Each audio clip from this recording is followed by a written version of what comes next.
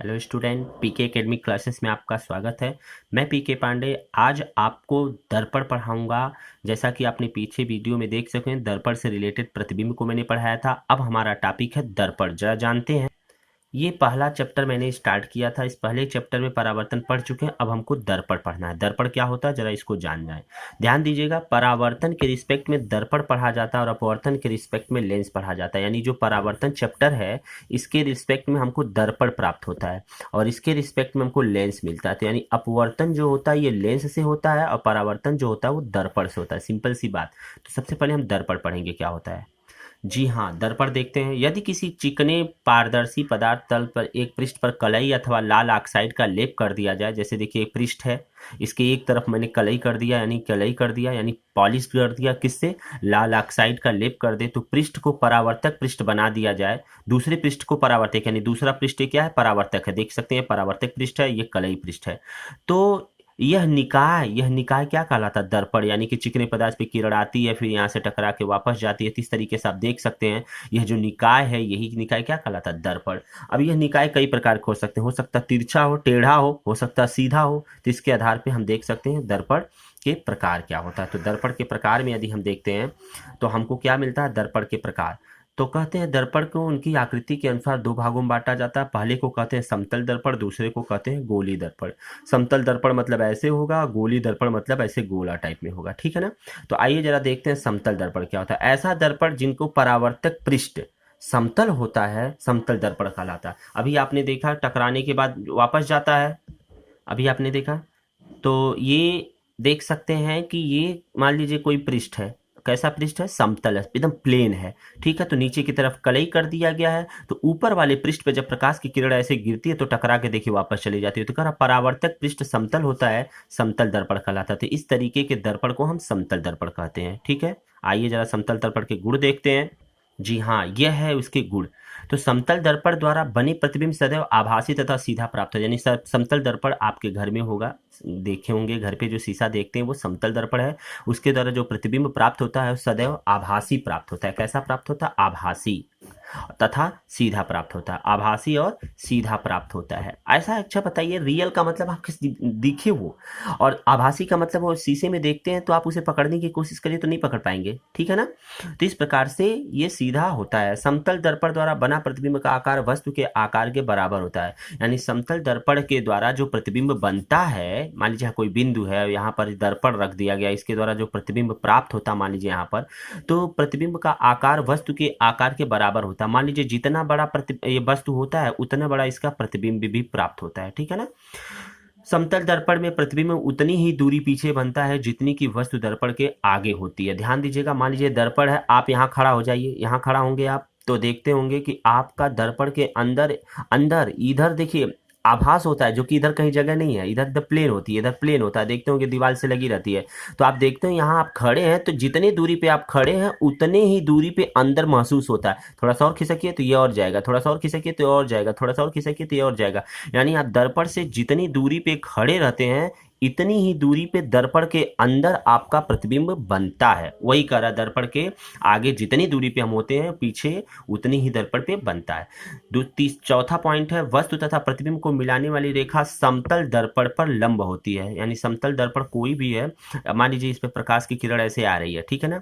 तो ये मान लीजिए प्रतिबिंब, वस्तु तथा प्रतिबिंब, मान लीजिए इस पे वस्तु रख दिए हैं तो इस पे जो प्रतिबिंब बनेगा इसी के बराबर हो जाएगा। तो पता ही नहीं चलेगा कि क्या है, प्रतिबिंब है कि वस्तु है। ठीक है, समतल दर्पण पे जैसे आप देख लीजिए कोई समतल दर्पण है, इस पे कोई बिंदु रख दीजिए, चाहे पेंसिल उठाकर कैसे रख देंगे, तो जब पेंसिल जो रखेंगे तो ये पेंसिल को ही इसका इमेज जो बनेगा इसी को ढक लेगा अच्छे से। तो यहाँ भी देख सकते हैं जितनी दूरी है उतनी दूरी गया, थोड़ा सा दूरी घटाइए तो ये भी घट के आएगा, दूरी घटाइए ये भी घट के आएगा, दूरी घटाइए ये भी घट के आएगा।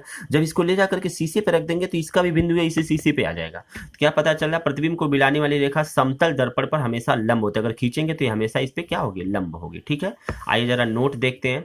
यदि दो समतल दर्पण एक दूसरे को समांतर रखे हों तो प्रतिबिंब की संख्या अनंत होती है। यानी कि मान लीजिए ऐसे एक दर्पण है, एक दर्पण ऐसे है, इनके द्वारा जो प्रतिबिंब, मान लीजिए यहाँ कोई वस्तु रख दीजिए तो इनके द्वारा इन दोनों पे चाहे इस पे जो प्रतिबिंब बनेगा वो कैसा बनेगा? अनंत बनेगा। कैसा बनेगा? अनंत बनेगा, इन्फिनिटिव। ठीक है, अब हमारा दूसरा टॉपिक है, देख सकते हैं कि दर्पण में मैंने समतल दर्पण पढ़ा और गोली दर्पण पढ़ा। तो अब हमको पढ़ना है गोली दर्पण। जी हाँ, गोली दर्पण क्या होता है? कह रहा है यदि किसी कांच के खोखले गोले को काटकर उसके एक पृष्ठ पर पारे या चांदी के कलई करके पॉलिश्ड कर दिया जाए, तो ऊपर आयरन ऑक्साइड का लाल पेंट कर दिया जाए, तो दूसरा तल परावर्तक होता है। इस प्रकार प्राप्त इस दर्पण को गोली दर्पण कहते हैं। जरा देखते हैं हम। मान लीजिए ये क्या है, गोला है। जैसे कि आप हाई स्कूल में आप मैथ्स में पढ़ाया जाएगा और 9th में भी पढ़े होंगे, जो मैथ्स पढ़ते होंगे। ये मान लीजिए आपका क्या है, एक गोला है, मतलब एक वृत्त है। तो आप देखते होंगे इसका केंद्र होता है, यहाँ से इसकी क्या कहलाती है, त्रिज्या कहलाती है। तो इसी प्रकार से गोला है, इसके बीच में कहीं ना कहीं होगा, ये इसकी त्रिज्या कहलाएगी, ये इसकी क्या कहलाएगी, त्रिज्या कहलाएगी। तो आप देख सकते हैं, कह रहा है किसी खोखले गोले को, मान लीजिए खोखला गोला है, इसको काट दीजिए। क्या करिए, काट दीजिए, इसको ऐसे काट दीजिए। जब काटेंगे इसको, तो कटे हुए भाग पे आप देख सकते हैं दो प्रकार से मिल रहा है, चाहे तो इधर से काटिए, चाहे तो इधर से काटिए। तो इधर से काटेंगे तो ऐसा प्राप्त होगा, इधर से काटेंगे तो ऐसा। तो इधर से काटिए, तो मान लीजिए काट करके मैंने बाहर निकाल दिया, ये देख सकते हैं आप, निकाल कर मैंने क्या किया, काट करके इसको बाहर निकाल दिया, ये देखिए कटा हुआ।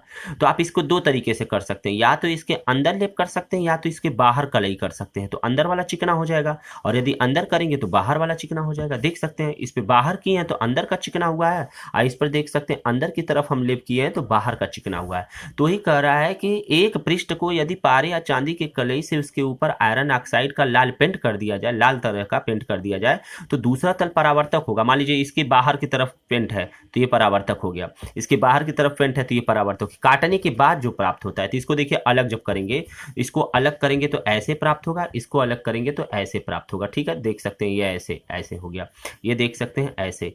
तो इसमें देख सकते हैं उभरे हुए पार्ट पे कलई किया गया, इसमें देख सकते हैं दबे हुए पार्ट पे कलई किया गया है। तो उभरा हुआ जो तल होता है, जो उभरा हुआ तल, यहाँ परावर्तक है, यहाँ कौन सा तल है, दबा हुआ तल।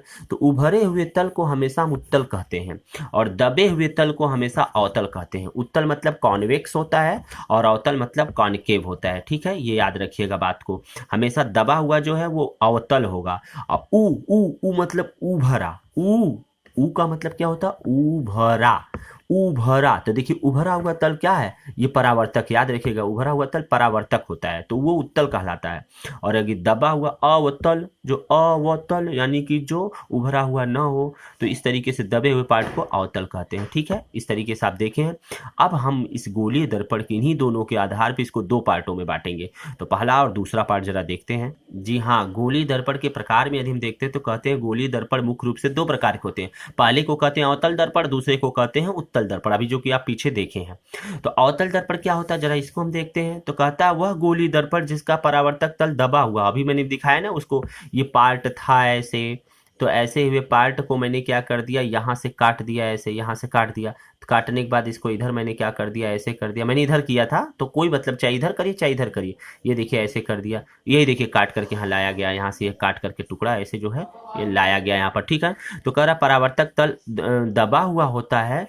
परावर्तक तल इसका देखिए, परावर्तक तल इधर है, दबा हुआ यानी अंदर की ओर धंसा होता है, और अवतल दर्पण कहलाता है। इस दर्पण में उभरे हुए पृष्ठ पर कलई होता है। उभरे हुए पृष्ठ पर क्या होता है, कलई। तो ये देखिए अंदर की तरफ परावर्तक तल है, बाहर की तरफ कलई किया गया तल है।